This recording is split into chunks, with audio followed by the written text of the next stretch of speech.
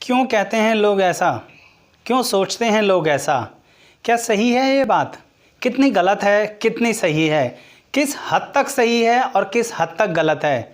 कौन सी बात दर्शकों जो मैंने थंबनेल में लिखी है कि मुंह में राम बगल में छुरी, इसके बारे में डिटेल में बात करते हैं आज उनकी, जिनके गुरु अष्टम भाव में हैं, कि क्या होता है उनकी ज़िंदगी में उतार चढ़ाव, कितनी परेशानियां झेलते हैं, कितनी सक्सेसफुल होता है, कितनी संपत्ति मिलती है, क्या खोते हैं और क्या पाते हैं। आइए डिटेल में देखते हैं, पूरी वीडियो ज़रूर देखिएगा।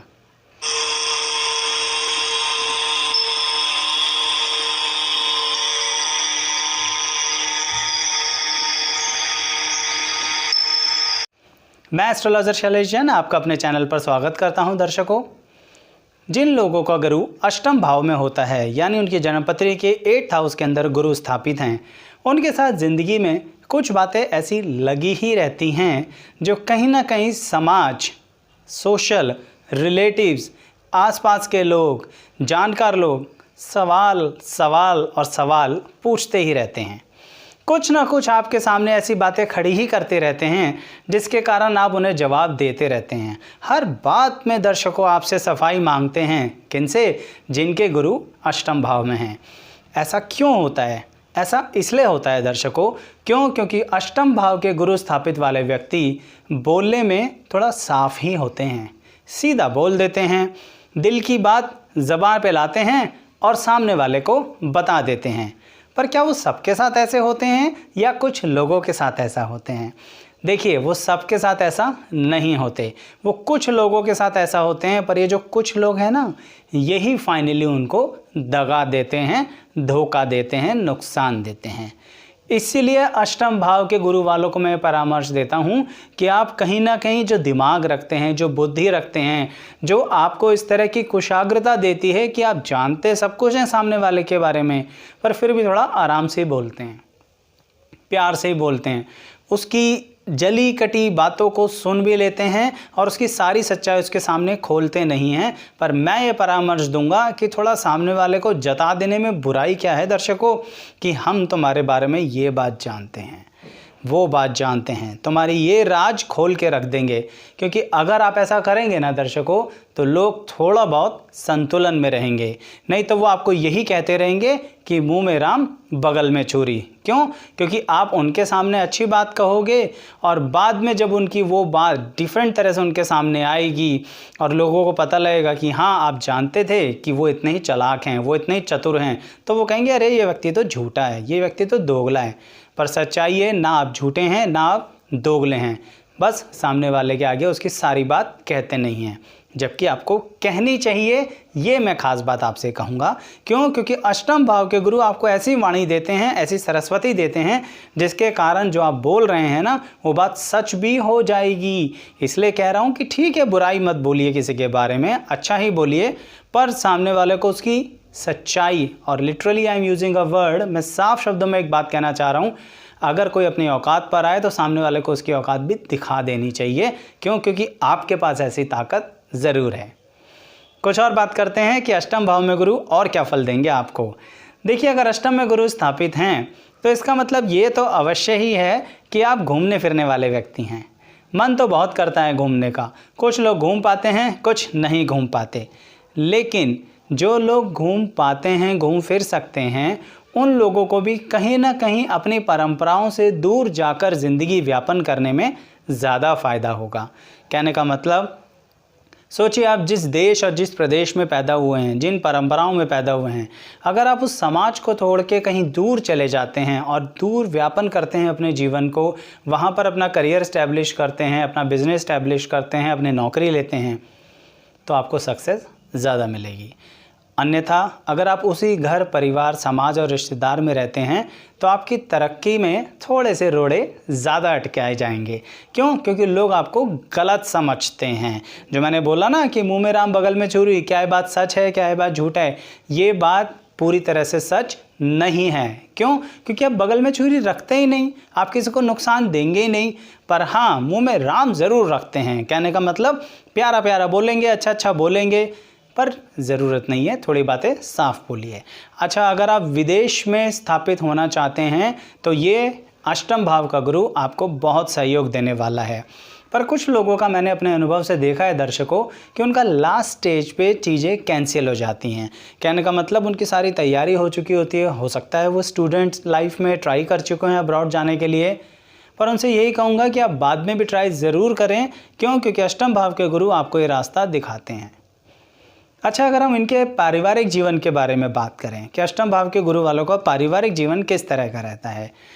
देखिए, पारिवारिक जीवन आप लोगों का इस तरह से रहता है कि आपके जीवन साथी के साथ अगर यहाँ पर गुरु की स्थिति थोड़ी अच्छी है ना, जैसे कि मान लीजिए उच्च के गुरु हैं, ठीक है ना, स्वराशि गुरु हैं, तो ऐसी स्थितियों में दर्शकों मैंने ये पाया है कि आपके जीवन साथी के साथ आपकी सौम्यता बनी रहती है, अच्छा जीवन साथी मिलता है, थोड़ा संतुलन बना रहता है, बिना बात की बहसबाजी नहीं होती। अन्यथा अगर गुरु यहाँ पर कमज़ोर हैं या अन्य किन्हीं राशियों में कुछ इस तरह से प्रभाव पड़ा हुआ है कि वो अपने पूरा आशीर्वाद आपको नहीं दे पा रहे हैं, तो ऐसी स्थितियों में मैंने देखा है कि आपके वैवाहिक जीवन में तनाव हो सकता है। यानी आप कितना ही अपने जीवन साथी के लिए कर लो, कितना ही सैक्रिफाइस कर लो, आपके जीवन साथी ने आपके सैक्रिफाइस को समझना नहीं है। वो एक कहावत होती है ना कि हम कितना ही बलिदान कर दें, अपनी गर्दन भी काट के दे दें, तो भी सामने वाले को महसूस नहीं देगा। कुछ ऐसा होता है अष्टम भाव के गुरु वालों के लिए। ऐसा ही आपका कार्यस्थल पर भी होता है, काम धंधे की जगह पे भी होता है। अष्टम भाव के गुरु वालों के लिए शुरुआत में मैंने देखा है कि वो कार्यस्थल में लोगों का बहुत सहयोग करते हैं। जिन लोगों के साथ रहते हैं उनको इतना कोऑपरेट करते हैं। अरे, अपना पूरा नॉलेज आप दूसरे लोगों को सिखा देते हो, लोगों को काम करना सिखाते हो। ईश्वर ने आपको काबिलियत दी है तो वो उन लोगों में बांटते हो, और लोग आपके साथ क्या करते हैं, लोग कहीं ना कहीं आपका वही काम छीन लेते हैं। आपके जूनियर्स ही आपके अगेंस्ट में जाके खड़े हो जाते हैं, आपके स्टूडेंट्स ही आपके खिलाफ बोलना शुरू कर देते हैं, और आपके पार्टनर्स ही आपको धोखा दे देते हैं। तो थोड़ा सा अष्टम भाव के गुरु के लिए मैं कहूँगा कि जैसे कहावत होती है ना कि वो किसने किसको पेड़ पे चढ़ना नहीं सिखाया, बिल्ली ने शेर को। सब कुछ सिखाया पर पेड़ पे चढ़ना नहीं सिखाया। तो ज़रा आप भी ध्यान रखिए ना, आप भी जिसको जो भी सिखाते हो इतना मत सिखाओ कि उसे सारा बता दो।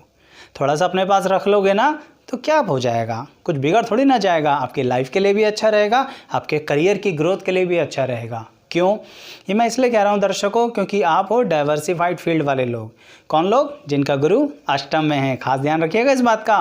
क्यों डाइवर्सिफाइड? कैसे? आप एक्स चीज़ भी सीख सकते हैं, आप वाई चीज़ भी सीख सकते हैं, और आप जेड चीज़ भी सीख सकते हैं। यानी दो दो तीन तीन चीज़ें इकट्ठी सीखने का दम ईश्वर ने सिर्फ आपको दिया है, औरों को नहीं दिया। और अच्छी बात यह है, तीनों ही चीज़ें अच्छे तरह से इन डेप्थ नॉलेज ले सकते हैं।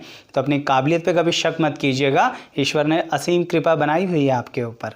तो इसलिए आप डिफरेंट चीज़ें सीखिए, लोगों को सिखाइए, और आने वाले समय से मेरा क्या तात्पर्य है?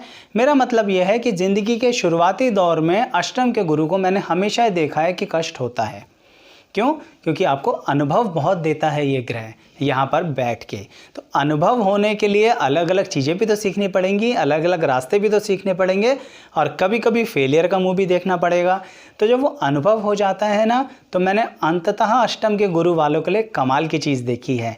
वो ये देखी है कि उन लोगों को अवश्य ही धन की प्राप्ति ज़रूर होती है।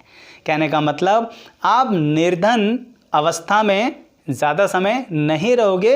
अगर किसी और योग के कारण धन का नुकसान हुआ तो अष्टम भाव के गुरु आपकी जेब में धन की पोटली लाके रख देंगे।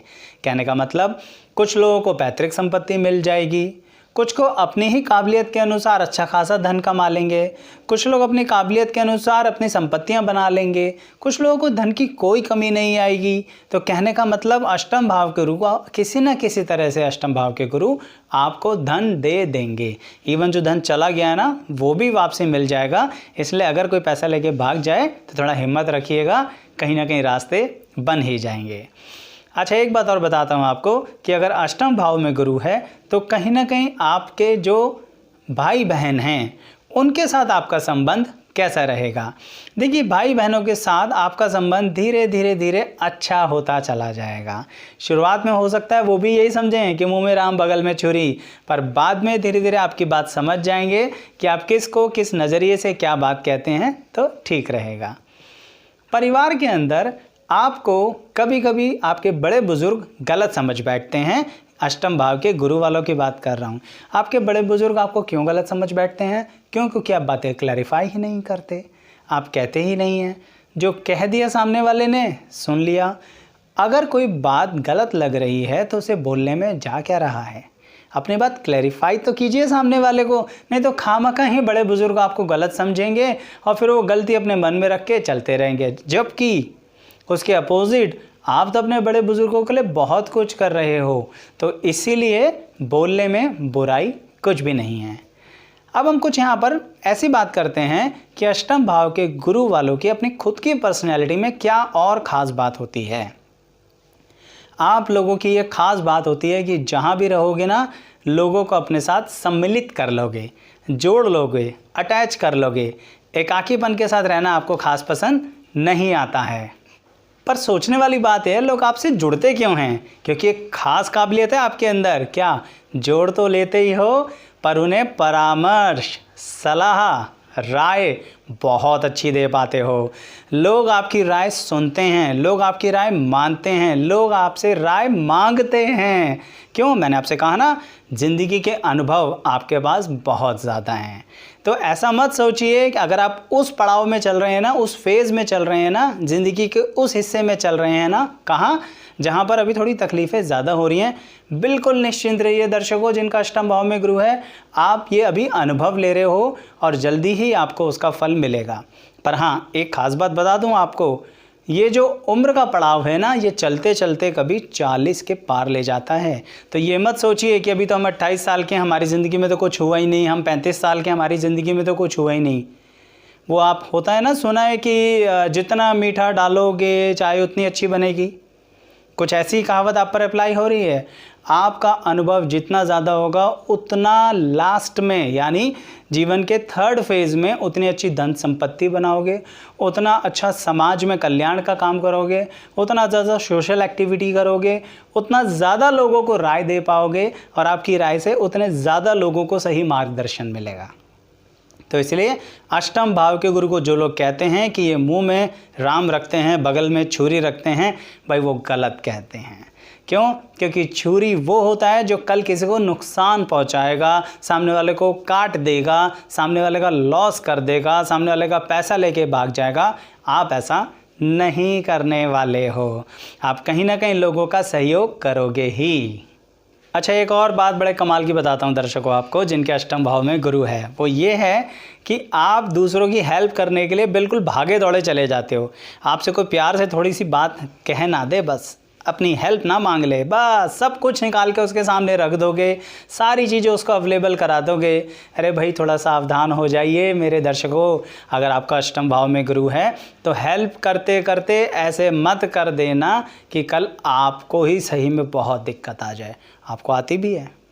जो ये वीडियो देख रहे हैं जिनके अष्टम भाव में गुरु है, मैं अपने अनुभव से बता सकता हूँ, उन्होंने जहाँ जहाँ हेल्प बहुत ज़्यादा करी है, लिमिट से बाहर जाके हेल्प करी है, बाद में उसी व्यक्ति ने उसके खिलाफ षड्यंत्र रचा है और उसको नुकसान पहुँचाया है। तो अपनी हेल्प उतनी कीजिए ना जो सिर्फ एक डोनेशन तक ही लेवल तक सीमित रहे। आप बस दान के नज़रिए से कीजिए। बस ये न कीजिए कि सामने वाले की मैं ज़िंदगी बना दूंगा या बना दूंगी, ऐसा मत कीजिए दर्शकों। क्योंकि आपके अष्टम भाव में जो गुरु है ना, वो ये कहते हैं कि आप सिर्फ राय दीजिए, सलाह दीजिए, परामर्श दीजिए, एडवाइस दीजिए। उस चीज़ के लिए सामने वाले के ऊपर पिल मत जाइए कि तुम करो, ऐसे करो, वैसे करो, मैं तुम्हारे साथ हूँ। यहाँ दिक्कतें आप ही को ज़्यादा आएंगी और वो इंसान तो अपना मतलब सिद्ध करके निकल जाएगा। तो थोड़ा सावधान रहिएगा। एक बात और ख़ास है दर्शकों, वो ये है संतान पक्ष की। क्या? जिनके अष्टम भाव में गुरु हैं, उनको ज़िंदगी के सेकंड फेज़ में या थर्ड फेज़ में, यानी 35 से 45 या 45 के बाद अवश्य ही कार्य बहुत ज़्यादा मिलेगा, काम में बहुत तरक्की होने वाली है। ऐसे विषय में मैंने अक्सर एक बात देखी है कि अष्टम भाव के गुरु वाले अपनी संतान पक्ष की तरफ ज़्यादा ध्यान नहीं दे पाते। देखिए, ऑब्वियस सी बात है, जब काम अधिक होगा तो थोड़ा बहुत तो बिज़ी हो ही जाओगे, पर फिर भी मैं आपसे एक बात कहूँगा कि वहाँ पे इस बात का खास ध्यान रखिए। क्यों? क्योंकि लेटर ऑन कहीं आपको फिर परेशानी ना हो जाए। आपके संतान परेशानी की अवस्था से ना गुजर रही हो, आप दुनिया को तो राय दे रहे हो पर अपने घर में ही राय नहीं दे पा रहे हो, तो थोड़ा सा ध्यान दीजिएगा कि आप अपने घर में अपने संतान को भी वो राय दे पाएँ, समय दे पाएँ। सारी दुनिया आपकी राय मानती है तो थोड़ा अपने संतान पे भी ध्यान दीजिए। वचन बड़े कटु लग रहे होंगे उनको जिनके संतान के साथ ऐसी दिक्कतें आ रही हैं, पर मेरा बताने का एक दायित्व है, इसलिए बता रहा हूँ कि समय अपनी संतान को अवश्य दीजिए जब आपके पास काम बहुत ज़्यादा है।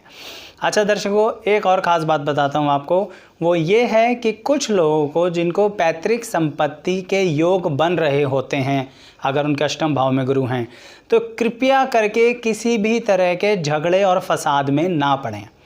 अगर आप खुद किसी सिविल कोर्ट केस में फंस गए ना, तो ये आपकी जान के लिए बहुत दिक्कत हो जाएगी, गले में फंदा अटकाने वाली बात हो जाएगी। क्यों? क्योंकि अष्टम भाव के गुरु आपको ये कहते हैं कि आप सीधी सीधी बात करके सीधा सीधा फैसला कीजिए अपनी प्रॉपर्टी का, अपनी पैतृक संपत्ति का। अगर आप झगड़े फसाद में फंसे तो ना तो आप सुख भोग पाओगे उस चीज़ का, और फिर अंततः लड़ते ही चले जाओगे, क्योंकि ये उसका नेगेटिव इफेक्ट होता है। क्योंकि गुरु कहाँ है? अष्टम भाव में। पैतृक संपत्ति मिलने का योग पूरा है, आपको धन संपत्ति मिलने का योग पूरा है, पर उसे कोर्ट केस के नज़रिए से अगर ले जाने की कोशिश करी तो दिक्कत हो जाएगी। लेकिन अगर हाँ, सामने वाला व्यक्ति आप पर पहले कोर्ट केस करता है तो आपकी विजय पक्की है, यानी आप स्टेप पहले नहीं उठाएंगे। अच्छा, चालाकी से ही मत उठाइएगा, ध्यान रखिएगा, ऐसा ना हो कि सामने वाले को आप मजबूर कर दें। तो इसीलिए ऐसा कुछ नहीं करना है, सीधी सीधी बात कर लीजिए, अपनी बात सामने वाले से कह दीजिए, साफ साफ हिसाब कर लीजिए, कोई दिक्कत नहीं है। धन संपत्ति वैसे इंतज़ार कर रही है आपके पास आने के लिए। दर्शकों, आपको मेरी ये वीडियो कैसी लगी कमेंट बॉक्स में बताइएगा। कौन सा ग्रह कौन से घर में यानी भाव में कैसा फल देता है, बहुत वीडियोस मैंने बना रखी हैं, सबके लिंक डिस्क्रिप्शन बॉक्स में दूंगा। आप अपनी कुंडली के अनुसार चेक कर सकते हैं कि आपका कौन सा ग्रह कौन से भाव में है और उसका फल कैसे होगा। सिर्फ डिस्क्रिप्शन बॉक्स में जाना है, प्लेलिस्ट पे क्लिक करना है और वीडियोस को देखना है। चैनल सब्सक्राइब करते रहिएगा। Thank you.